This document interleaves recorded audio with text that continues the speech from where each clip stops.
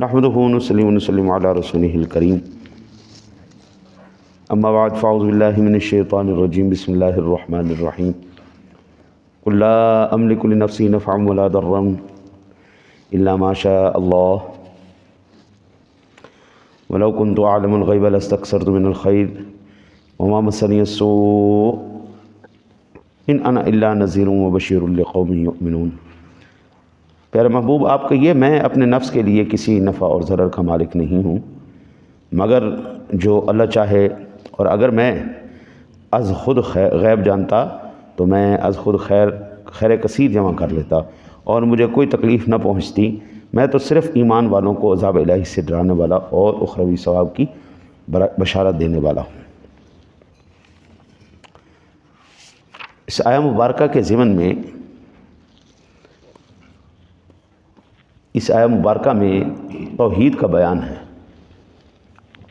اور بعض ساتھی یہ سوچتے ہیں اور ان کی یہ ایک نظریہ ہوتا ہے کہ توحید اس وقت تک بیان نہیں ہوگی جب تک نبی کی توہین نہ ہو جائے، یعنی جب تک ہم ساری دنیا کو ذلیل نہ کہہ لیں، اس کی توہین نہ کر لیں، اس وقت تک توحید بیان نہیں ہو سکتی۔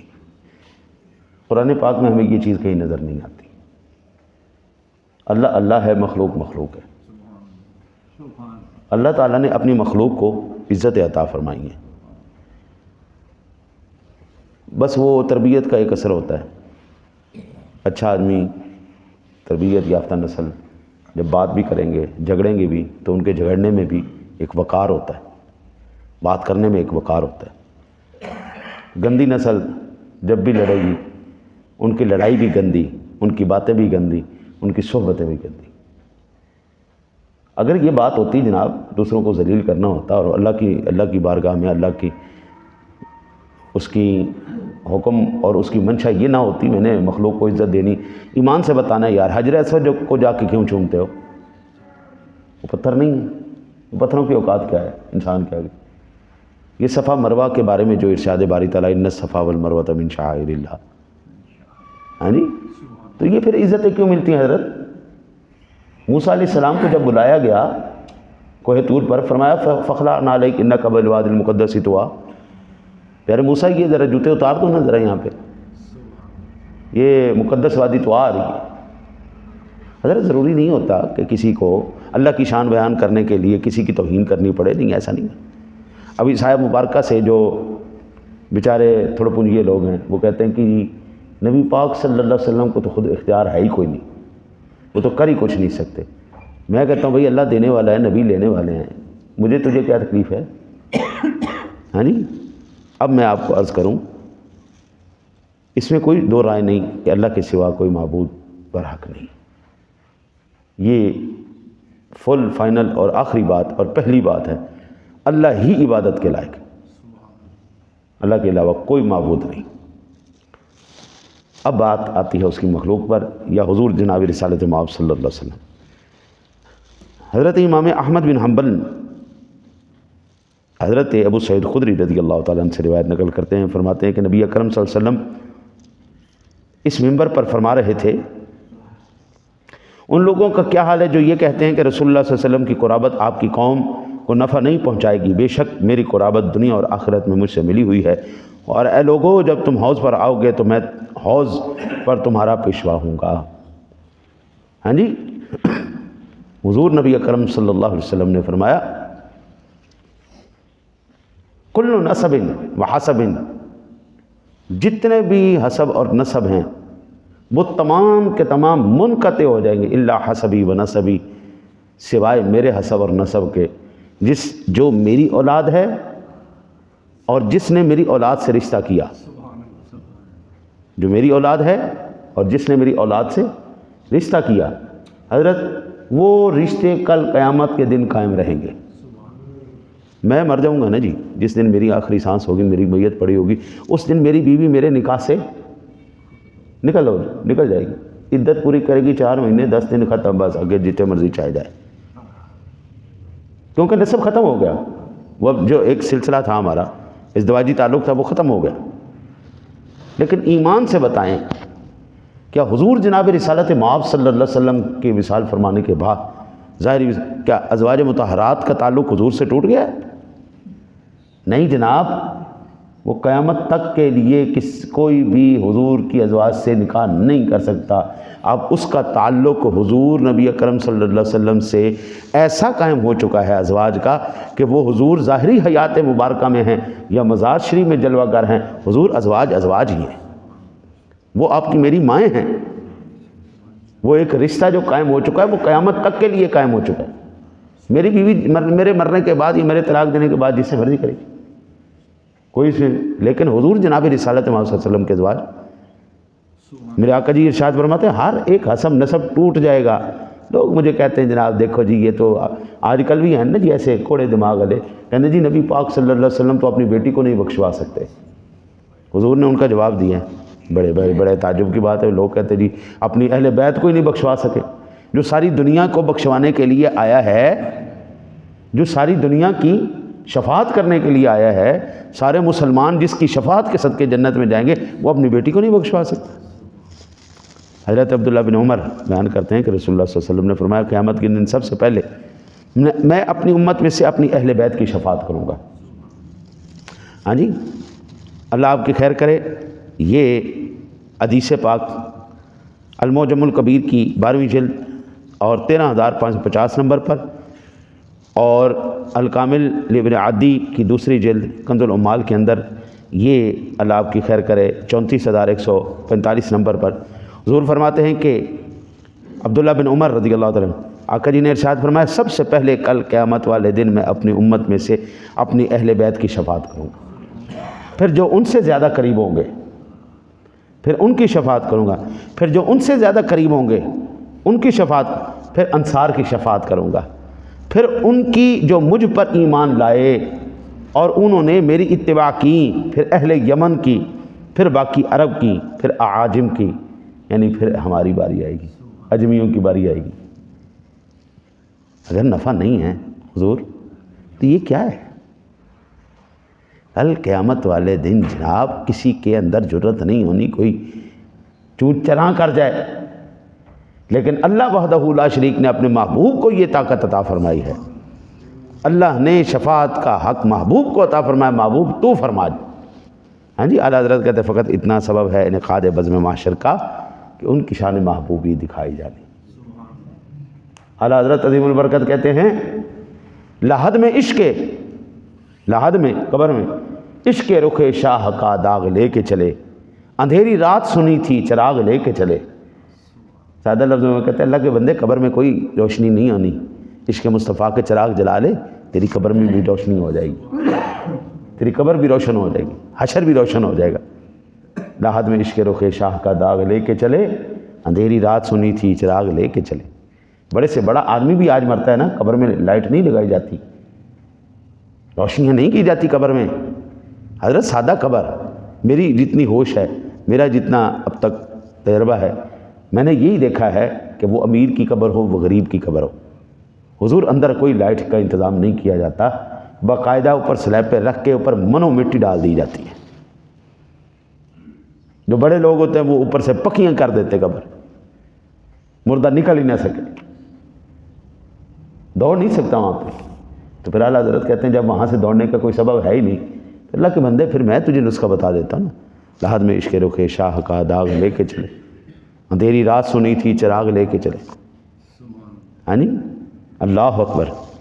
حضرت عبداللہ بن عمر بیان کرتے ہیں، حضرت عمران بن حسین بیان کرتے ہیں کہ میں نے اپنے اللہ سے سوال کیا میرے اہل بیت میں سے کسی کو دوزخ میں داخل نہ فرمائے، تو اللہ تعالیٰ نے مجھے عطا فرما دیا۔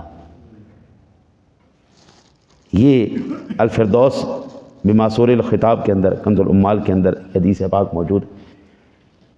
یہ احادیث مبارکہ کے بعد میرا ایک سوال ان ساتھیوں سے ہے جو کہتے ہیں کہ یزید حق پر تھا اور حسین باغی تھا۔ سوال ان سے ہے کہ حضور نبی اکرم صلی اللہ علیہ وسلم نے تو اپنی اہل بیت کو بخشوا لیا، اللہ سے مانگ کے لے لیا ہے، تمہارے پاس کون سی دلیل ہے؟ تمہارے پاس کون سی دلیل ہے کہ یزید جو ہے وہ بخشا ہوا ہے اور امام حسین جو باغی؟ حضرت صرف دل کا کوڑ ہوتا ہے، بڑے آدمی کو دیکھ کے نا جی بعض چھوٹی نسل کے لوگ، گندی نسل کے لوگ وہ ویسے ہی وہ کھج کھاتے ہیں، دیکھو ایویں ہی پیسہ ایویں ہی تو تم محنت کر کے تم ہی کما لیں، آپ بھی محنت کر لیں۔ جس بندے نے دن رات ماری ہے، محنت کی ہے، وہ آج اس مقام تک آیا ہے، آپ حسد کرنے کی بجائے آپ بھی محنت کریں۔ حضرت ابن عباس رضی اللہ تعالیٰ بیان کرتے ہیں کہ رسول اللہ صلی اللہ علیہ وسلم نے خاتون جنت بی فاطمہ زہرا رضی اللہ تعالیٰ عنہا سے فرمایا، بے شک اللہ تعالیٰ نے فرمایا کہ وہ نہ تمہیں عذاب دے گا اور نہ تمہاری اولاد کو عذاب دے گا۔ مولانا شیخ سعدی رحمۃ اللہ تعالیٰ علیہ ایک بزرگ گزرے فارسی کہ شاعر تھے، بڑے کمال کے صوفی بزرگ تھے۔ وہ کہتے ہیں الہی بحق کے بنی فاطمہ،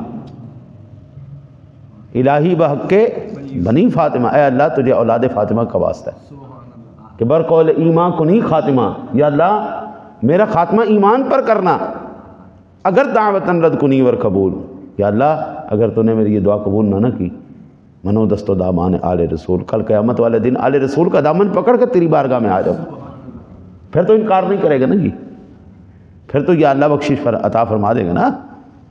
رسول اللہ صلی اللہ علیہ وسلم فرماتے ہیں نہ فاطمہ جہنم میں جائے گی نہ اس کی اولاد جہنم میں جائے گی، اللہ تعالیٰ ان کو عذاب نہیں دے گا۔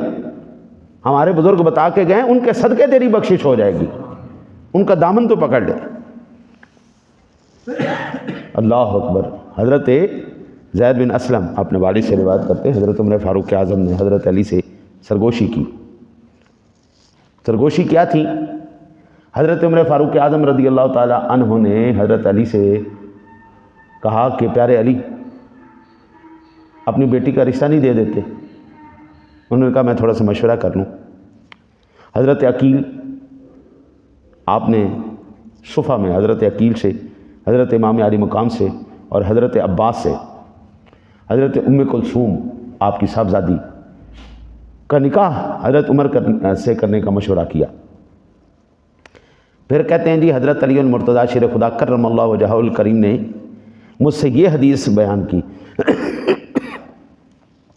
انہوں نے رسول اللہ صلی اللہ علیہ وسلم کو یہ فرماتے ہوئے سنا، ہر سبب یعنی نکاح اور ہر نسب قیامت کے دن منقطع ہو جائے گا سوائے میرے سبب اور نسب کے۔ یہ المستدرک کی تیسری جلد میں، المعجم الکبیر کی تیسری جلد میں اور مصنف عبد الرزاق کے علاوہ بے شمار محدثین نے اس کو روایت کیا کہ حضرت علی المرتضیٰ شیر خدا کرم اللہ وجہہ الکریم نے اپنی بیٹی ام کلثوم کا نکاح حضرت عمر فاروق اعظم سے کروایا۔ حضرت علی نے اپنی بیٹی کا نکاح کس سے کروایا؟ عمر فاروق اعظم۔ میں ایک چھوٹی سی مثال آپ کو عرض کروں، میرا باپ میری بہن کا رشتہ کسی سے کر دے تو کیا میں اپنے اب بہنوئی کو گالیاں نکالتا پھروں؟ اگر میں نکالوں یا اس کو جہنمی کہوں تو مجھ سے بدبخت آدمی ہے کوئی؟ جتنے بھی حضرت علی کے ماننے والے ہیں نا جی، وہ آج کے بعد حضرت عمر کو گالی مت دیں، تبرہ نہ کریں۔ حضرت علی المرتضیٰ نے اپنے جگر کا ٹکڑا دے دیا حضرت عمر کو۔ اب جو حضرت عمر فاروق اعظم رضی اللہ تعالیٰ، حسن اللہ یاری بدترین آدمی، غلیظ ترین آدمی، مکروہ ترین آدمی، وہ کہتا ہے جی عمر فاروق اعظم اور جو ہے نا جی اسے ابو بکر کا تم پہلے ایمان تو ثابت کرو۔ میں کہتا ہوں چوڑیا تم پتہ نہیں کون ہے، زادی کوڑ کے لی ہے جی، حضرت علی کو نہیں پتا تھا؟ حضرت علی تو خود ایمان اور نفاق کی نشانی ہے، وہ تو خود کسوٹی ہیں، وہ خود تو پہچان ہے۔ ایمان والے کی اور منافق کی پہچان کرنی ہو تو حضرت علی کا ذکر کر دو، تمہیں پتہ چل جائے گا بھائی ایمان ہے کیا ایمان والا ہے۔ حضرت علی کا ذکر اگر وہ پہچان کروا سکتا ہے نسلی اور بے نسلے کی، ایمان سے بتائیں حضرت علی کو پہچان نہیں تھی؟ حضرت علی المرتضیٰ شیر خدا نے عمر فاروق اعظم کو اپنی بیٹی دی اور پھر بتایا کہ پیارے عمر یہ یاد رکھنا، ہم سے رشتہ جوڑنا تجھے کیا فائدہ دے گا؟ کل قیامت والے دن سب کے رشتے ٹوٹ جائیں گے۔ حضور فرماتے ہیں میرا رشتہ کسی سے نہیں ٹوٹے گا۔ آج تو ہمارے ساتھ جڑ رہا ہے تو اس کا مطلب یہ ہے اس دنیا میں بھی تیرا ہمارے ساتھ رشتہ قائم ہو گیا، آخرت میں بھی تیرا رشتہ قائم رہے گا۔ پہلے ان باتوں کا تو ثبوت دے نا جی، ہاں جی پتہ نہیں کہڑیاں جڑے وہ پا پڑھی تے پھا نو پئی میں کلی پڑھی لکھی منجی کتنے ڈاواں. ہاں جی وہ گئی نا جی ایک چودرائن بس جدو مت ماری جائے مسلی انہوں پسند آ گیا, انہیں مسلی نال کر لی شادی. مسلیاں دے گھر گویا وہ سارا گند بلا تے جی بدبو. وہ گئی نا تے نک تے ہاتھ رکھ لے, ہائے ہائے بدبو, ہائے ہائے بدبو, ہائے ہائے بدبو. چودرائن سی مسلی پسند آ گیا, انہوں دے گھر گئی تھوڑی دیر تے انہیں نک تے ہاتھ رکھیا. جو 15-20 دن گزرے, مہینہ گزریا, وہ بو ان دے اندر رچ گئی. ہوں جائے نا اپنے گھر تو اتنے کہے ہائے ہائے کنی بو آ رہی. اپنے گھر جان تو بعد ہوں وہ کہے گھر دے صاف ستھرے ماحول نو سکون نہیں آ رہا, مزہ نہیں آ رہا. یہ بدبودار لوگ ہیں, ان کو سوائے حضور کی تنقیص کرنے کے, اہل بیت کی تنقیص کرنے کے, اولیاء اللہ کی تنقیص کرنے کے علاوہ ان لوگوں کو کوئی کام نہیں. گندیاں نسلیں ہے نا, گندے لوگ. اچھے لوگ, باوقار لوگ, عزت والا عزت والے کی عزت کو جانتا ہے. علی عزت والے تھے, عمر عزت والے تھے, ان کو پتہ تھا عمر کی عزت کیا ہے. حضرت ایمان سے بتانا یار, جو بندہ مسلمان بھی نہ ہو, آج میرے جیسا ایک ان پڑھا جاہل آدمی وہ اپنی بیٹی کا رشتہ نہیں دیتا, کیا باب مدینۃ العلم سے آپ یہ تصور کرتے ہیں کہ وہ ایک ایسے بندے کو جس کا ایمان بھی ثابت نہ ہو اس کو اپنی بیٹی کا رشتہ دے دے گا؟ حضرت عمر فاروق اعظم رضی اللہ تعالیٰ عنہ صدیق اکبر پر میرے نبی کو پتہ تھا دنیا نے بھونکنا ہے, میرے نبی کو پتہ تھا یہ لوگ جو ہے میرے یار صدیق کو بھی نہیں چھوڑیں گے, عمر فاروق اعظم کو بھی نہیں چھوڑیں گے. حضور نبی اکرم صلی اللہ علیہ وسلم نے دونوں یاروں کو اپنے ساتھ لٹایا ہوا ہے.